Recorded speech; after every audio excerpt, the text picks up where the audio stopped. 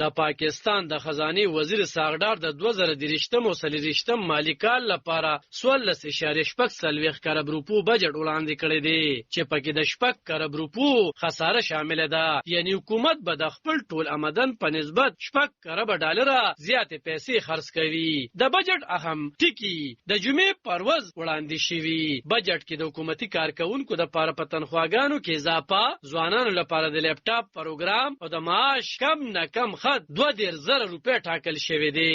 په ټیکسونو کې اضافه نه ده شوی، خو په دفاعي بجټ کې د 15% نه زیات اضافه تجویز شوی ده. اقتصادي وده د پاکستان حکومت د راتلونکي مالی کال لپاره د مجموعي کورنۍ آمدن GDP د ترقۍ یا ودې هدف 3.5% ایښودی. تیر مالی کال کې حکومت د GDP ایښودی 5% ودې هدف په ځای د 1% دریمه برخه وده ترلاسه کړې ده. د ګرانۍ هدف حکومت د راتلونکي مالی کال لپاره د ګرانۍ هدف 21% ایښودی. د پاکستان اقتصادي جایزه رپورټ تر ما تیر کال جولای میاشت نه د روان کال مارچ میاشت پورې په ملک اوسط ګرانی 8.2% ریکارډ کړی شوی ده. د ټیکسونو وفاقي ادارې بیا راتلونکي مالی کال لپاره د ټیکسونو راغونډولو هدف 9.2 ارب روپے خودي چې د تیر کال په نسبت 30% زیاتوالی دی. ټیکسونو کې د زیاتوالی نه کولو فیصله د خزانه وزیر ساغډار اعلان کړي چې راتلونکي کال لپاره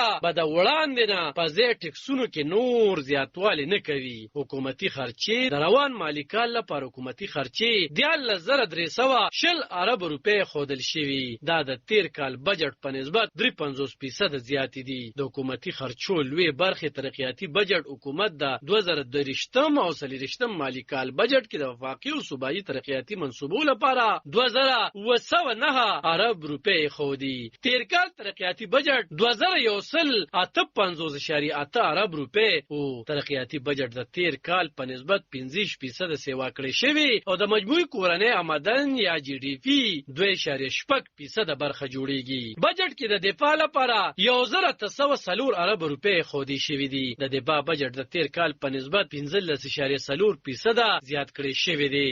د سود سره د قرضونو واپسی پاکستان با پراتلونکي مالی کال کې په قرضونو کې 2,303 ارب روپے د سود سره واپس کوي چې د تیر کال په نسبت 15% زیات دي. پاکستان به د ټولو حکومتي خرچو 55% پیسې د قرضونو په سود ورکوي. وفاقي حکومت د تعلیم خرچو لپاره 3.1 ارب روپے او د صحت خرچو لپاره 4.2 ارب روپے اعلان کړی دی. د خزانه وزیر اعلان کړی چې د ملک حقدار تعلیم یافته ځوانانو ته 1 لک لیپټاپونه ورکول لپاره 10 ارب روپے خودو فیصله کړی. د وفاقي ملازمینو په تنخواګانو کې زیاتوالی حکومت د ګریډ 14 وفاقي ملازمینو په تنخواګانو کې پیړخاک یعنی عارضی بنیاد د 15% او د ګریډ 12 نه تر 22 ملازمینو په تنخواګانو کې د 10% زیاتوالی اعلان کړی دی. د ریټایر وفاقي ملازمینو پنشن کې زیاتوالی حکومت په بجټ